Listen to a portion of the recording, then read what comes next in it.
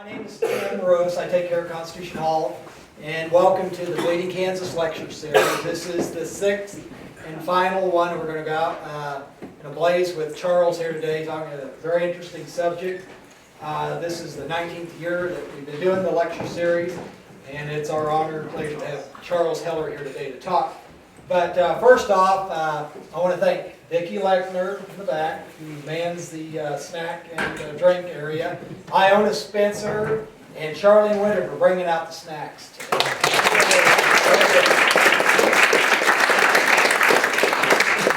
And with that, I'm going to introduce our speaker, Charles Heller, and ask Charles to send me some information.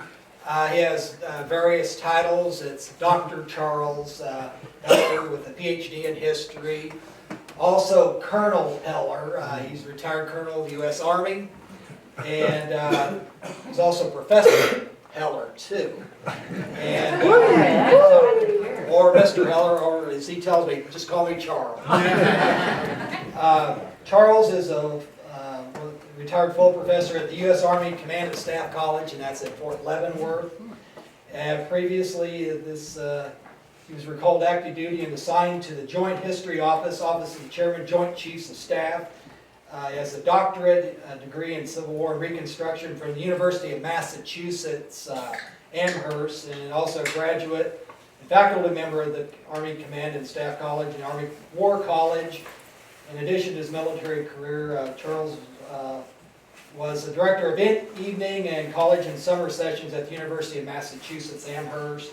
Also was in production at Corning Glass and an assistant professor at Washburn University. And his books, publications, Between Two Fires, the 54th Massachusetts, the movie Glory. And of course, today's subject is this book right here, In Advance of Fate, Portrait of an Abolitionist, and he's going to be talking today about a very interesting gentleman. And that man there, you can probably recognize John Brown, of course, but the other gentleman is George Luther Stearns. By the way, if you'd like one of Charles's books, they're right over here after his program. Excuse me? Oh, very good. But anyway, so today's Charles, his talk is John Brown's Money Man, George Luther Stearns. I highly recommend this book. A lot of times, the history books, when you pick them up, sometimes they're hard to read. There's a lot of good information. You kind of find it for nuggets of information, but very well crafted, very well written. And I asked Charles, I said, well, where did you learn how to write? He said, from a man by the name of Stephen Oates, and you may be familiar with Stephen Oates. He wrote this excellent biography of John Brown called To Purge This Land with Blood. So I'm going to step aside. Ladies and gentlemen, it's our honor to have Dr. Charles Heller here today.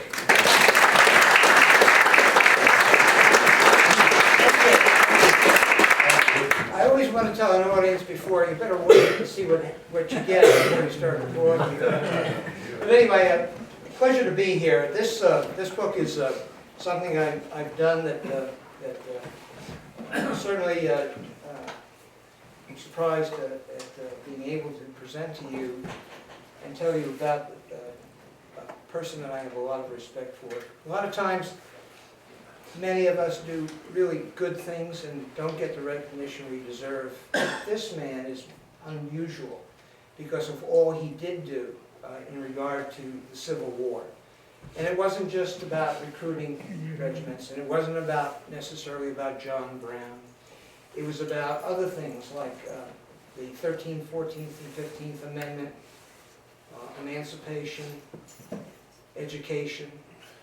He got involved with a lot of very important people, now to varying degrees. And of course, his research for him was very difficult because his letters had been scattered and a whole trove of them, according to his grandson, were in a trunk in the family mansion that burned down in the 1930s. And there were papers swirling all around. And Pate's knife, by the way, that Brown gave to Stearns was in that trunk as well. So we've lost a lot, and I've put together what I thought was a pretty good story of a man Of course, when you do biographies, you come to like or dislike them. If I was doing some other people, current politicians today, I'd approach it from a different angle. But Stearns is from an old New England family that arrived on these shores in the early days, the very early days, in the 1600s. Unfortunately for Stearns, his father was a good man, but a poor man, who engaged in teaching and also in practicing medicine. And doctors in those days did not make a heck of a lot of money. And he died when Stearns was very young. Stearns' mother was a hard woman, old school, and they lived frugally because of the father's death. And Stearns was sent to work in a relative's merchant store in Brattleboro, Vermont for a year. She just carted him off to this relative. He came back eventually to Boston and worked on the docks. Of course, Medford was shipbuilding, and the family lived in Medford, but all the jobs were in Boston, and he would commute by foot. He first worked at a ship chandlery down on the docks in Boston, and I'm trying to figure out where the lady is. Okay, here we go. And here's Stearns. This is about before the Civil War, and yeah. Well, I was going to tell you about those later, but his father dies of bronchial pneumonia, and he has it also on many occasions. And the doctor prescribing medication said, "You need to grow a beard to cover your chest." I think they call that heroic medicine. So he's a good-looking man. According to the people who knew him, he was quite a figure and very active individual. Couldn't rest. It was always moving around. But anyway, he got involved in ship chandlery, and at a prime time in the history of New England. New England, of course, as you know, became the forerunner of our merchant trade throughout the world. And this is a ship, the Flying Cloud, that used to make the trip from Boston around the Horn to China in record time. And so he got involved in the chandlery, selling odds and ends that you do for ships. And finally, he was able to work his way up to clerk, head clerk, and he married a young lady, her name was Mary, and she died of a weak heart. I don't know what that would equate to in these days, but he went on, and her father, Deacon Train, gave Stearns money to open up his own chandlery, and he did that. And of course, this is all in the shipping boom. So one day he figures out that with all this construction going on, what do they use to cure lumber in the days of wooden ships and iron men? Linseed oil. What? Linseed oil. It's a finishing oil. And in fact, I've used it. Have any of you done any wood crafting and used linseed? Yeah. It's beautiful. And if you rub it long enough, you don't need to put any varnish over it. So Stearns had a factory with his brother. I must tell you that his brother was his mother's pride and joy, which probably made him work even harder, but succumbed to Medford rum. And Stearns had to bail him out, so it was as a favor to his mother that the brother worked for his older brother. So this is at the peak of the shipping trade. And then, well, let me tell you a little story first about the factory. Frugal businessman, good one. Cutting corners all the time. Develops this process of linseed oil and vents the hot air, the steam, out at a low level, very low level, almost at a little above our height today. Unfortunately, right next door where this is being vented is a school. So there's an article I found in a newspaper saying, that the Stearns boys ought to clean up their act because the little children are running in and out of the scheme.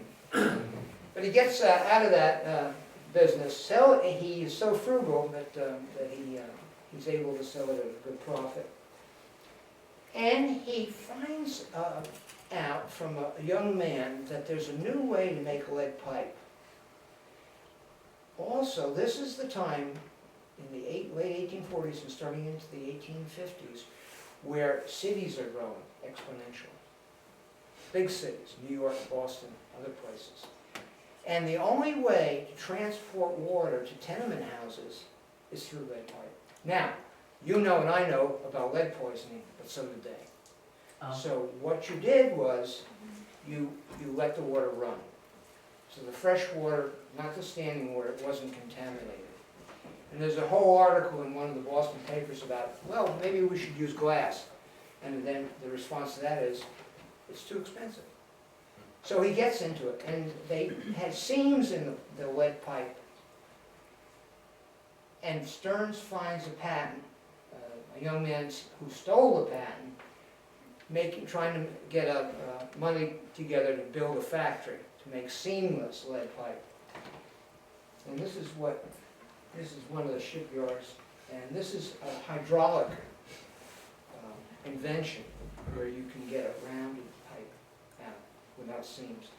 Well, the Tatum brothers in New York have the patent, so he goes down there, and I found this in the patent office, so it's a real deal. And he is able to get the patent from the Tatum brothers, because in those days they didn't worry too much if someone else was going to set up the same process, because you always sold locally. And so Stearns gets into the lead pipe business, and from lead pipe, bullets are made from lead. Ballast of ships many times are ingots of lead, and he's doing quite well. So well that he's able to finally, after his wife died, marry again and be accepted because he's got money to another Mary. The first wife's name was Mary's second wife, so he had no mistakes calling her. I know how that ticks women off. So he did quite well with her, but she was much like his mother, and they couldn't stand one another. So they had to leave, and you know about mother-in-laws too. They had to leave, and this is what he came up with.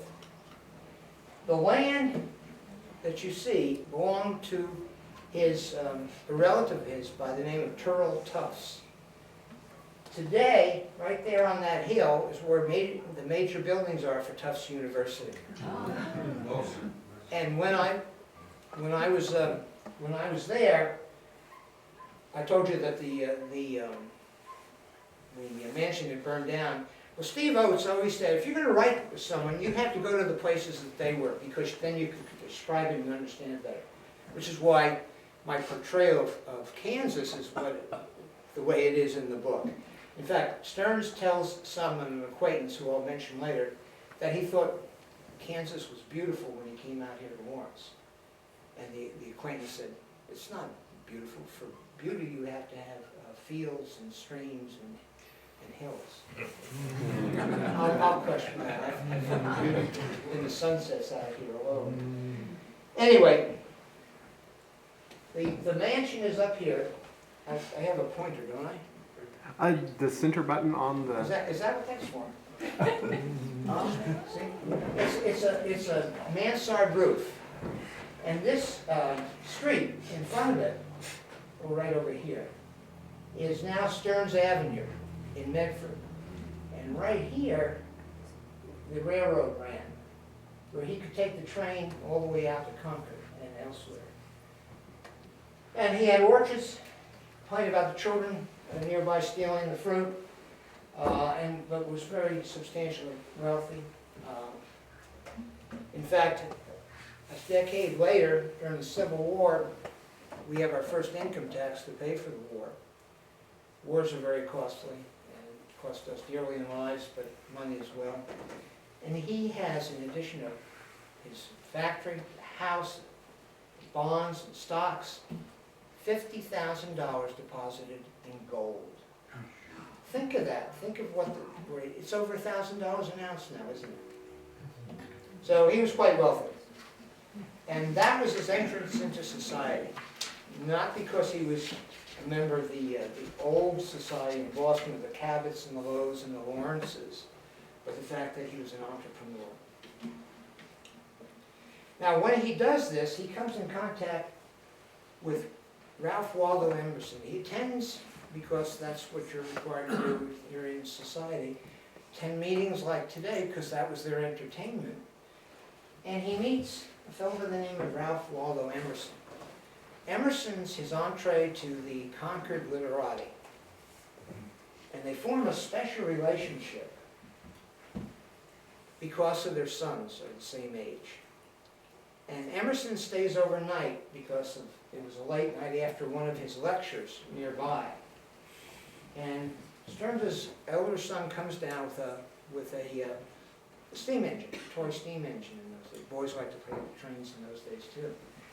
And Emerson says, my son would like to compare notes with you, so you'll have to come out and visit. And so from the children, the families become very close. And from that, he meets people like this man, Bronson Alcott. Remember Little Women? And Bronson Alcott is a very, very nice man and a very gentle man, but he can't make enough money for his big family. And so Stearns loans him money. The other member of the family, Stearns becomes attracted to, is Louisa May Alcott. Now I'm going to jump ahead a little bit because I'm talking about Concord and the people there. Stearns, after the war, or during the war, is looking for ways to promote emancipation and civil rights and all the other things. He buys an interest in the Boston Commonwealth, a newspaper. And when Louisa May Alcott goes down to Washington, D.C., as you know she did, to be a nurse in the hospitals for Union soldiers, she writes hospital sketches, and he publishes it.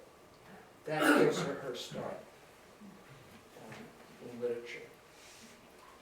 And while all of this social stuff is going on, Stearns gets upset at radical Republicans. I don't think he cared too much for Garrison, William Lloyd Garrison. But he is interested, and he is the only man in Medford to vote for the Liberty Party in the 1840s, 1844 election. The only man. But he's becoming more and more anxious about the institution of slavery and fearful of Southern control of the government because he believes that slave labor will force out free labor. And his wealth is due to managing free labor.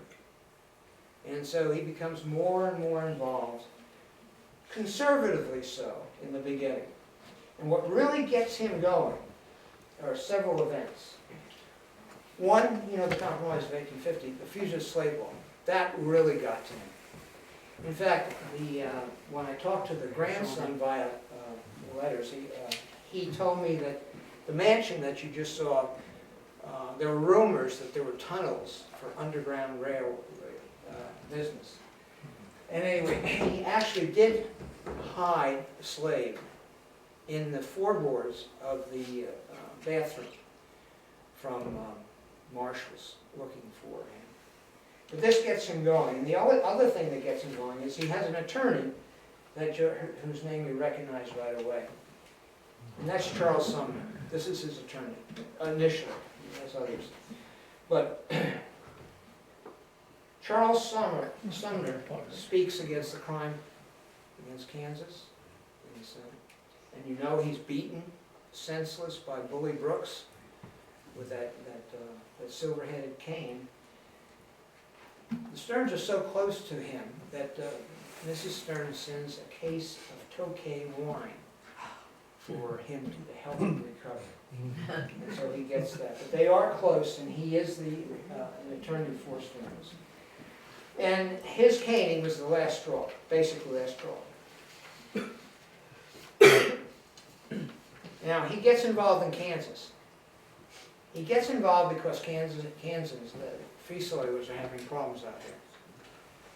And he doesn't care that much for the New England Immigrant Aid Society, and I'll tell you why. They sold stock in the company, and while they helped settlers get stabilized here, setting up a lumber mill and sending seed out here, it was a business proposition, and that turned Stearns off. Someone asked that question the other day when I was talking to the Sons of Union veterans. And because of that, he decided that he was going to get into the business of Kansas aid. And he and his wife, Mary Stearns, start to canvass citizens of the Commonwealth of Massachusetts for funds, for clothing, to help settlers out here. His network is over the entire state of Massachusetts. And Mary even has a little group to herself where she goes out and raises money. Stearns, of course, gives generously of his money to free soilers. He does give them loans and expects payment, but not at usurious rates. And so they get heavily involved, the family gets heavily involved in the state of Kansas. And he's a director, eventually becomes a director. In fact, the first meeting of the Immigrant Aid Society is in Worcester, Massachusetts. He goes down there, but doesn't join. And he thinks that if you're going to be a businessman and buy stock, you have enough money to give it freely to promote the cause of freedom on the border. Now he comes out to Kansas, believe it or not, and I'm surprised with the transportation to come out here on a business trip, but he does. He's got agents here. He's got agents all over the territory. And the agents are his go-between between settlers and himself. No one else. There's no one else. He works by himself and Mary for the good of citizens in the state of Kansas. Well, one of the things that he writes home about the Kansas, including the fact that he finds it beautiful, is that he comes to Lawrence, and he's glad that he's able to drink highball whiskey cocktails, because the rough men of Lawrence have a habit of drinking a lot of them. So anyway, it was probably at the Free State. I don't know where exactly. What year was this that he was in? This was 1856, I believe. Before the sack of the hotel. Yeah, yeah. Well, this is what promotes, a good point, this is what promotes his increasing militaristic views. When he's out here, his name gets around, and it gets to a guy by the name of John Brown. My father would kill me for saying guy. This gentleman, this rough-hewn gentleman called John Brown. And one of the things that happens is a member of a group that becomes the Secret Six, Frank Sanborn, brings him, Brown, to see Stearns in Stearns' office or counting room in Boston, not at the factory as that article was on. And then Brown, of course, is out for what are freedom fighters, or other people call them terrorists? What do they need most? Money. Money. And so that's what Brown's for. Well, Brown is invited out to the Stearns mansion, and Mary is in idol worship of this man, John Brown. And he apparently made a very good show. Not only does he make a good show on Mary, but his three sons. In fact, if you want the only autobiography of Brown, and he calls it Farewell to Plymouth Rock and Uncle Tom's Cabins, he wrote it for Stearns' older boy. Okay, that's why it was written, and that's who it was written for. At the end of the evening, Stearns pledges him, gives him $7,000 out of the blue. Now, he's probably heard of Brown's activities out here, but certainly by being out here, he had to be. And he's getting to know all the people that you've heard about at some of these other talks, like Montgomery and Lane and all the others from the territory. And that night, Mary, tossing and turning, finally wakes up and says, "We've got to sell the mansion, give the proceeds to Brown for the crusade." And he says, "Well, you've got to think of the children, dear. And you've got to leave them some inheritance." You transfer out everything. So that's it. So that's what he does. Brown comes across quite differently when you read the letters. He's got a businessman's acumen, and he has not done that well. He was in the wool trade, as you know, in Massachusetts. But there's something about him, his piercing eyes, his direct talk, that really enchants Mrs. Stearns and convinces Mr. Stearns that he's a good investment to protect the territory of Kansas. Now, when Stearns gets going with his money, he puts together a committee. Now, he's the money man, and he has a hard time getting anything from these men because they're not as wealthy as he is. But they help, or are supposed to help him and advise him. This man is Theodore Parker. He was a firebrand of a preacher against slavery. When Brown is captured, he is in England, or in Europe. He has no money. He's a clergyman. The other one is a radical, Thomas Wentworth Higginson. He also is from Massachusetts and from the town of Worcester in the middle of the state. And Tim shared with me a passage about Stearns. And the question is raised by Higginson that others were cowards because they didn't do enough. And even Stearns, gave him Brown money, but put parameters on it, and he didn't want to have anything to do with it. But he was a loud talker. But there were several letters that I found that Stearns was asking him to help find donors because he didn't have, Higginson didn't have enough money himself, and nothing. He got nothing. His best friend, it seems, of the five, is Samuel Gridley Howe, and you're all familiar with the Institute of Wine. He's the founder. He was a freedom founder in Greece, a fighter. And his wife, of course, Julia Ward Howe, wrote Battle Hymn of the Republic. And the soldiers put the words to it of John Brown's body goes over. And there's several accounts of hearing that, the John Brown body, not the battle hymn. Oh yes, there are a couple. I do mention that. Anyway, and the last one is Garret Smith. He's the only one not from Massachusetts. He's a wealthy land baron in the state of New York. And he provides land for Brown's family. And he also finances and helps Brown's family. And the Stearns do too, by the way. Stearns doesn't just give money to Brown for Brown's business in Kansas, but for his family. And Brown makes a point, knowing, I guess, of the dangers that he was operating in and the fact that he might be killed, that promises for support of his family. So Smith is involved very much in this business. He goes in a insane asylum when Brown's captured, by the way. Parker's overseas. Higginson just stays there. Sanborn is almost arrested by federal marshals, but the town of Concord come out and they beat off the federal marshals. Big question is, and here's Sanborn. Big question is, how much did they know about the raid?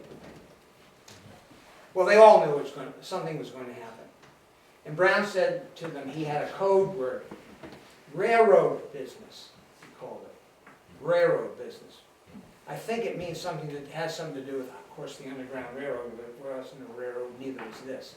He was going to establish a fortification in the Appalachian Mountains and go out on raids and bring slaves back. Brown pestered Stearns for money for arms. Now, Stearns owned in his own right the 200 Sharps rifles that Brown had at Harpers Ferry. Think about that. Here's a man the government's going to call a terrorist, and you gave him these weapons that you.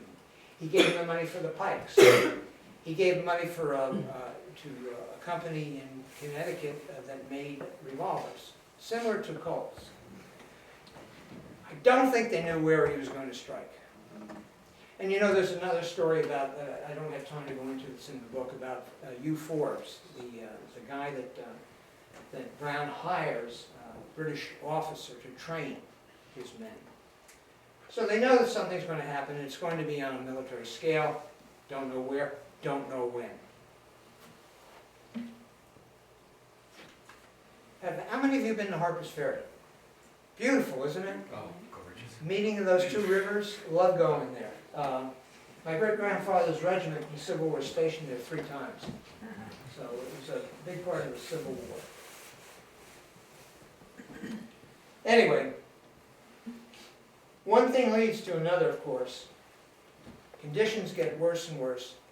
Brown, Stearns has fled to Canada with Samuel Gridley, Howe, and they come back eventually on the advice of his lawyer that it's okay. Several of them testify to the Senate, and we had that one, Gridley Howe, didn't mention anybody else but himself in the testimony, and Stearns points it out. But Stearns goes down there too and testifies, but says, I can't testify because I stutter a lot. I have a written statement for you, and they accept that. At the end of the hearing, one of the Southern senators, Mason, and you remember Mason and Siddell, we caught them at sea going to England as the ambassadors to England from the Confederacy. Mason picks up the shiny Sharps rifle and says, when you go, our maker's going to have a conversation with you about what you've done. And Stearns looked at him and said, well, my way of thinking, he's going to have over 200 years of slavery to look at. He's going to say, enough, let the rest go. And then walks out. Thinks that Washington, D.C. is the meanest hole in creation, and Congress just as bad. Does that ring a bell to you all? I've got a sidebar on that about, how our founding fathers really expected politicians not to be politicians, but citizens who went for a couple of years to serve their country and then come home and join the ranks again. It's a sad thing that's happened in this country. His new attorney, I'm getting No, Lincoln's elected. He probably voted for Lincoln. He doesn't really like Lincoln. First years of the war, he thinks he's soft on slavery. That's the cause of the war, Stearns is convinced. Lincoln's very pragmatic, and he calls him King Log because he used to chop with the rails. And I don't think that was meant to be friendly. Anyway, the war progresses, and Stearns is increasingly frustrated at the lack of victories. And then we have Antietam, where it's not really a victory, but Lee does leave the field, and it's covered with 23,000 bodies of Union dead. All of a sudden, this army of volunteers starts to not get any volunteers because all the lists of casualties are posted in all these villages in New Hampshire and Ohio and places. And so there's a manpower shortage. Now in September of '62, Lincoln has a 300,000 call-up and gets volunteers, but they're still not coming in. And they're going to, in 1863, they're thinking of a draft that they eventually institute. But the other manpower source that's available are blacks. And Lincoln knows this. I mean, he's not stupid. Now, you have blacks serving already You have Higginson's regiment that's been disbanded, and Hunter, General Hunter in the Carolinas. And he passes a preliminary Emancipation Proclamation, and that does what? That allows governors to recruit blacks to fill their quotas, because whites aren't filling the quotas established by the War Department. And one of the states that desperately wants them is Massachusetts. Massachusetts, though, has a very small black population because the Irish have forced them away from the East Coast, where all the population is and the industry, to the western part of the state. But the new governor, John Andrew, also Stearns' attorney, is desperate to hire blacks to fill the quota. As an abolitionist and as a governor that has to meet a quota. So he hires Stearns, and Stearns raises the 54th Massachusetts and the 55th. Unlike the movie, who gives credit to Frederick Douglass, Stearns went to Rochester to recruit Frederick Douglass to be one of his recruiting agents, and actually Stearns himself recruits two of Douglass's sons to join the 54th Massachusetts. And he establishes a great network, because the slaves don't come from Massachusetts. They come from the border states, some because we still have slavery there, but a lot of escaped slaves. So Stearns cross and come back from Canada. So Stearns has this network all in the United States that's established. Now, his work results, of course, in the 54th and the 55th. And this is Frederick Douglass, younger than he was when. And if you've been to Boston, the one thing you have to see is the monument to the 54th. It is beautiful. And at that monument, Stearns was recognized by one of the blacks that knew he was instrumental in having this regiment formed. This is one of the regiments that starts to be formed. This is a Maryland regiment at Camp Abraham Lincoln in Maryland. Company E, black soldiers. Secretary of War, called Old Mars by Lincoln, who made fun of him constantly. This is the one that called him a gangling guerrilla of the war. Brings Stearns to Washington, offers him a commission as an assistant adjutant general for the recruitment of colored troops with the rank of major. Stearns accepts immediately and gets to work. But he now leaves the East Coast, except for, he does help the Union League in Philadelphia raise their regiments for the state of Pennsylvania. But he goes west, he goes to Tennessee. And he uses his network and he starts recruiting blacks. He works under, and here he is in uniform, Major's gold leaf there. He works for this man, theoretically, Andrew Johnson, who doesn't really like him. It placates him, but really says to Stanton, his work isn't going to do us any good. I need blacks to build fortifications. They don't have any business carrying arms. Well, Stearns ignores him. He has an advocate in General Rosecrans, commanding the Army of the Tennessee. And he goes about it, and he works with other men that are involved in black recruiting at Washington, D.C., and starts to raise regiments. When he's finished, he's raised over 13 black regiments. Now, they're not called by the states anymore, because they're all from different states, but they're called United States Colored Troops, USCTs, in their given numbers. But 13 of those are because of Stearns' active participation. Now, while he's there, raising regiments, he insists that the chaplains of the regiments teach the men to read and write. That's their job, not preaching necessarily, but reading and writing. These blacks, a lot of them escaped slaves, and a lot of freemen too. Of course, the 54th has more than I think these USCTs. While there, he becomes concerned about the wives that they bring with them, escaping from the South. And they had nothing to do, but they had no money either. And this is in the time where the black soldiers are not being paid the $10, which goes to 13, but $7 a month pay. And that's brought out in the movie Gory. Gory is not that accurate, trust me. They don't just tear up their pay stubs, they actually mutiny. And so the officers have to use weapons to calm them down. It comes that way. Stearns knows all this. And he talks to Stanton about this. And it concerns him. So anyway, these women who are field hands and maybe domestics are taught to be domestics in the North and taught to read. Stearns hires Northern teachers, brings them down there. He also does something else. He buys 2, what he calls, cotton farms, plantations.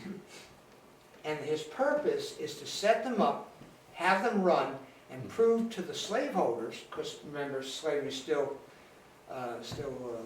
legal in the border states. The Emancipation Proclamation doesn't affect them.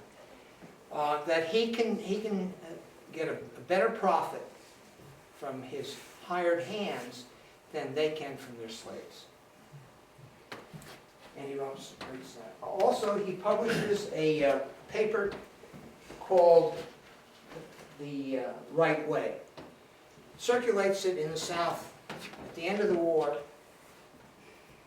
trying to convince the white population that slavery is over and it's good because it's going to bring them prosperity. And he does that for 2 years with his own funds. Money talks, I guess. He also comes into contact with some people who want to raise money for a new journal. And Edmund Godkin is going to be the editor of, and it's still in existence today, The Nation. Stearns is one of the contributors. But Godkin is not interested in slavery or civil rights or anything like that, and Stearns and he part ways. But it's another one of Stearns' attempts to do something for the blacks while Congress struggles with the 13th Amendment, freeing all slaves, including those in Tennessee and the other border states, making them citizens, because they were just taken from Africa, and giving them the right to vote. So he's tireless in his efforts to have this happen, and he puts together an impartial suffrage association to lobby the White House and the Congress for this. And he also realizes that just because you're free, money talks, and if you don't have a job, you're not a citizen, and you're not educated, can't vote, that you're never going to go anywhere. So he pushes that a lot. All these efforts just do him in. And unfortunately, he's on a business trip to New York, and he contracts, guess what? Pneumonia. Mary is kind of an odd gal. She has the vapors a lot, and he does something she doesn't like. And she brings down a homeopathic doctor who drenches Stearns in cold water and hastens his death. The grandson told me the son never spoke to his mother again for killing his father. And he went to Europe after the older son. So Stearns passes away. The only thing left, Mary does contribute to a lot of the African American schools that are formed, Hampton, for example, and others, and gets involved with them a lot. But she dies in '79. The only thing remaining then that we know anything about Stearns is a small plaque in the State House. If you go to the State House, those of you who have already been there, go there again, go into the foyer in the beginning. If you're facing the back of the building where the battle flags are, the right-hand corner, about this high, is a plaque about this big, to this merchant of Boston who's helped save the Union. And that's it. That's it.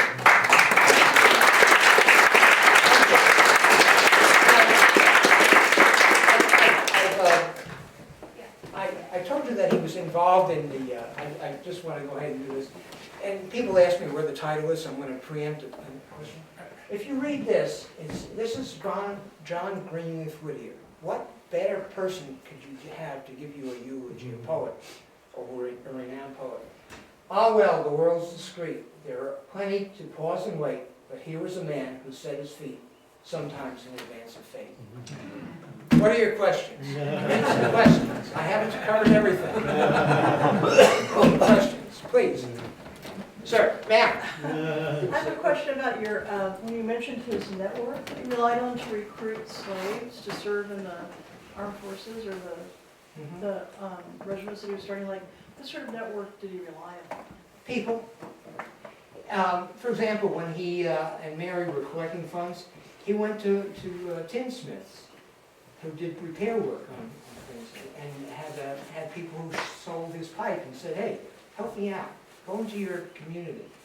What he did was find out people who were reliable. Some weren't, and he would get letters saying, hey, this guy out here in Kansas, he's stealing money, so you got to get rid of him. And that's in the book too, one of the people he caught. But he relies on other merchants mostly for his contacts. And because he knows so many people who know other people and gets involved in going to Philadelphia and going to Rochester and going to Kansas, and he just builds up his own network. He recruits his own people. Yes, sir. Did the movie Glory stick to the history, or it adds a lot extra to it? About the thing that's, first of all, Governor Andrew gave them Enfield rifles, the most superior rifle musket in the Civil War. He gave them clothing right away. And there was a little bit of, when Shaw, Robert Gould Shaw, was made commander, there was a little bit of a controversy about wearing the uniform. Maybe we'll dress them as colonial troops are done by the Europeans with baggy red pantaloons. Shaw and the governor said, hell no, they're Union soldiers, they wear the blue. So that never happened. They had the best of everything, and they did not have a nasty Irish sergeant major. Okay. They were supposed to be the centerpiece. This is what we can do with blacks. They can fight, they can lead. And the other issue is, what about officers? Stearns split with Stanton over this issue and the pay issue. He wanted them made officers if they proved themselves in combat. So at the end of the war, several of the 54th are given the rank of second lieutenant. That didn't happen in the movie, did it? It made them look like ignorant field hands. That jumping around with the weapons never happened. Never happened. And it's such a good story. And who's looking down at them as they parade? Frederick Douglass, one of the recruiters, not the recruiter. Hollywood's got a lot to answer for. and my wife will tell you, I get really wrapped around the axle. I know you people who are into history do. When we see something that just ain't so. And Boyer, but it's the only movie, and it's wonderful that it was happening. And by the way, the movie is correct about the when they weren't in combat, they had trouble getting along with white soldiers. When white soldiers fought with them, they were like this, brothers in arms. More questions.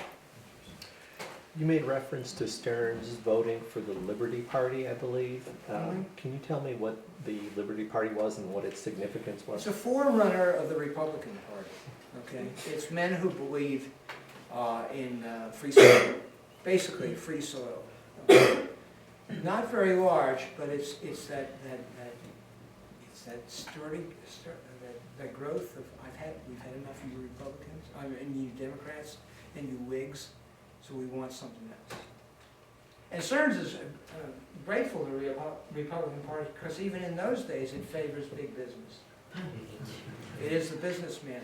The Democrats deal with slavery, in the South, and of course they support immigrants. So, yes, ma'am. You said that George Stearns gave John Brown $7,000. More than that. More than that.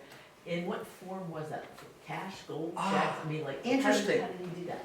Not he wrote notes to banks that Brown cashed in for the local cash, because we didn't have a national currency until the war, and we had greenbacks. The banks still issued money, or paper money. Oh, banks issued their own money? Yeah. And so when banks failed, you lost it. That's it, it's gone. It's what I have on paper the living room with. No, so he would go to a bank in Kansas or Ohio, or wherever else he was, and give them the note. And if there was any question about who signed it, they'd telegraph Stearns. And he did have a good reputation. He went bankrupt because he speculated in lead. He destroyed himself. But his credit was so good that he said, look, you can take all my property, but you're never going to recoup your losses unless you let me pay you back every cent plus interest. And he did. But he had $50,000 in gold. So if someone said, Stearns? Oh yeah, he's got $50,000 in gold. His note's good. Now they want to do away with the Federal Reserve. Right. Thanks for that. Yes, ma'am. Oh, I'm sorry. Me. Oh, no, sir. Oh, sir, I'm sorry. How long was he in Kansas? What did he think of Jim Lane, Charles Robinson? Did he ever come to Lecompton? Did you know? No. I don't know. I honestly don't know. He knew Lane. He met Lane, but I think he met Lane in Boston. He knew Thayer. Someone asked me about that the other day, and I took it back. He didn't like Thayer. Thayer was part of the Immigrant Aid Society, who was selling stock in something that should have been philanthropic. So, but he knew them all. Montgomery, everybody. Sir, in front of you. Do you have a question? Oh. I was just going to say that I read the book, and I just could not get over how detailed it was in these people's personal lives. You got to know them as a person, and I don't know how you do that. I mean, it like pieces from their diaries and letters that they wrote to each other. I was just absolutely amazed as I went through there how detailed it was and how you got to know them and how they were thinking and what was going on in their families. How long did it take you to pull all that together? 3 years. I was interrupted by going back on active duty. I was at the University of Massachusetts. So the Army had a bit to do, but it took a while. It took a while, and but the thing that bothers you is you find more material. It's too late. It's too late, and it's so hard. Look, this is I think you'd agree with me about the importance of what Stearns did. I go to a university, a public university, and say, here's a book about this guy that nobody knows about, that did so much. And here, I'll send you a book and you can look at it. Or, manuscript. Sorry, we don't publish any biographies of people who are not known. And my answer was, I thought you had a mission of discovery, of truth, of knowledge. Okay, thank you. So I go to a small publisher, and that's why there's no, I don't get any royalties. Who else? Someone else had it. Oh, yes, Oh, ma'am. did Stearns have anything to do with Thomas Wentworth Higginson coming to Kansas and raising troops here? I think Higginson would have done that his own. He didn't need any anything to urge him to go do that. I think that he liked what Brown was doing. He didn't have any questions about using force to free the slaves, and just went out and did it. He commanded for a while. He had no military experience. Most of them didn't. Amazing, just amazing. I'm doing a regimental history of my great-grandfather's outfit, and I'm using diaries. I'm using the morning reports. That's the old way of telling everybody what your regiment did during the day. The official records, the Union Confederate Army veterans. Charles, you said when he came to visit Kansas, stayed at the Free State Eldridge House. That was before the sack of Lawrence, of course, this hotel standing. I can't remember when in your book if I read it or not, but did he come through Missouri by steamboat, or did he go around the Nebraska? I think it was steamboat, Steamboat. and then he took a carriage out Yeah. there. I wonder if he had any comment about, I mean, because particularly in New England with the accent, coming through Missouri on a steamboat, landing in Kansas City. He just didn't open his mouth. Yeah. No, I mean, there was still traffic. I mean, you know, the redlegs, you know, weren't everywhere. And, you know, there's a very large, if he boarded the steamboat, he was going to do that where? In St. Louis, right? Guess who populated St. Louis these days? Germans. Guess what group supported the Union more than Germans? German regiments. Couldn't even speak English.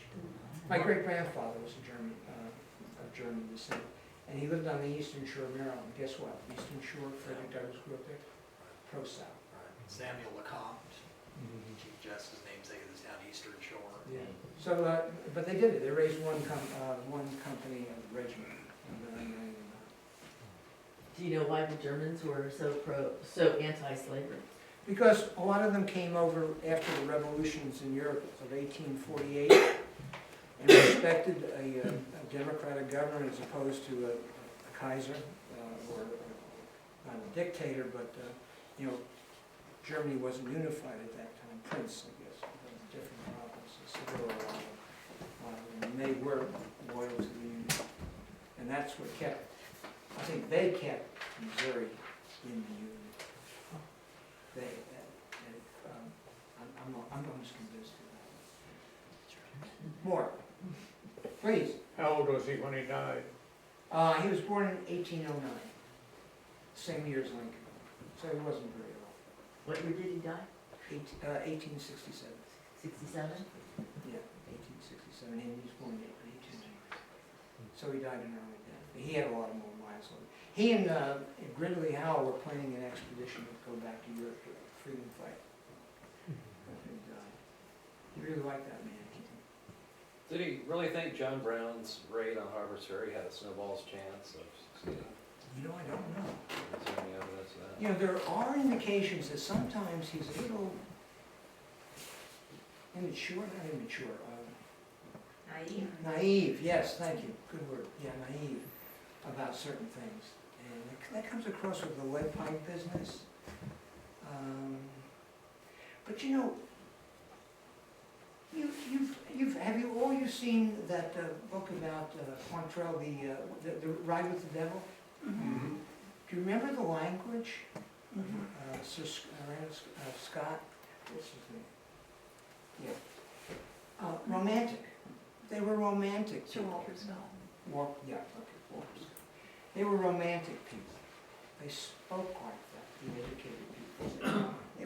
It was an attempt, you know, and so sometimes, and Mary thought he was the cat's meow. He was going to do everything to free those people that were subjugated.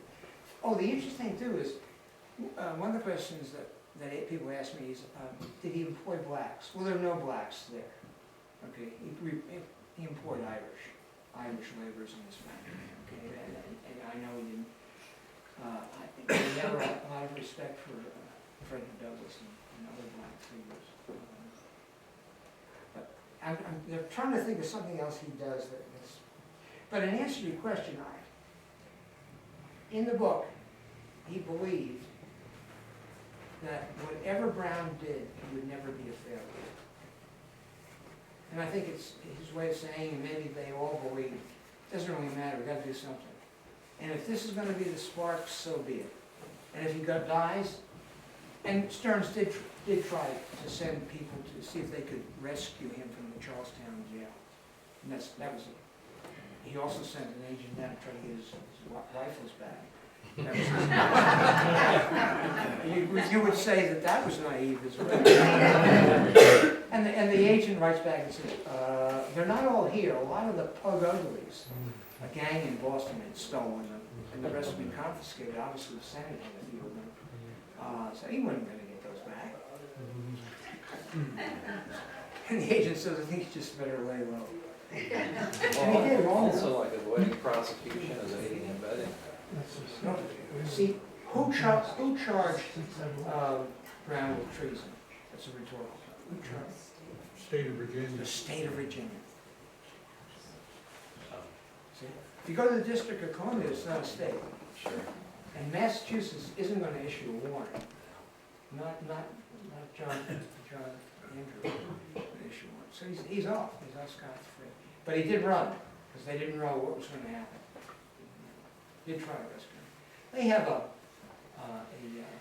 gala, and there's a bust of John Brown. I don't know where it is now, by an artist by the name of Brackett, and they have it in the mansion. I mean, they hero worship Brown. But Stearns was frustrated. A lot of people were frustrated. And they were frustrated with the government for doing nothing. Of course, it was controlled by the South, pretty much. And there was a lot of racism and a lot of other things that would prevent this from happening. And he thought he was not a radical abolitionist, but he was bucking the tide, and he prevailed. And it emboldened him to do more. But he absolutely believed that you couldn't just free them. You had to give them citizenship. You had to give them the right to vote, and you had to find jobs for them, and they needed education. They needed that right away. Anyone else? Okay. Thank you very much.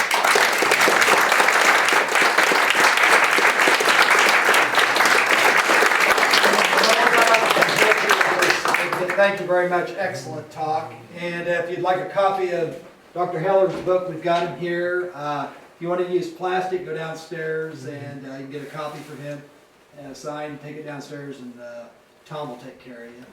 I have one more thing to say. If it wasn't for Michelle, the book would never have been published.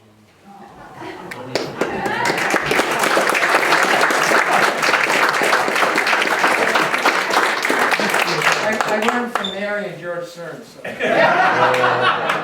Anyway, well, thank you very much, Charles, and thank you all for coming out. This ends the 2015 Bleeding Kansas Lecture Series. Hopefully we'll be back next year for the 20th annual Bleeding Kansas Lecture Series. And of course, 2016, big year for Kansas Territory. It'll be the 160th anniversary of the construction of this building. Also the 160th anniversary of the Battle of Fort Titus, which occurred just a mile and a half south of here. One of the speakers, Tony Delaquover from the University of South Carolina, is coming out. He's got a biography of Henry Titus coming out, so he's going to be here for the lecture series. Also, Ian Spurgeon will be out. He's got a new book on the 1st Kansas Colored Volunteer Infantry. He's going to be here. You've got General Grant coming out, and General Lee also. And Matilda Barber is going to be here, the widow. Thomas Barber, Jan Elder, and Aaron and Diane will be back. We got a really good lineup for next year. So 2016, big year for Lecompton, Constitution Hall, Territorial Kansas. Very good. And if you're looking to do anything on a Sunday, the first Sunday of March, we're going to be performing in this room, Lecompton Reenactors. So 2 o'clock, Sunday, the first Sunday of March, or April, excuse me, April. First Sunday in April, come back.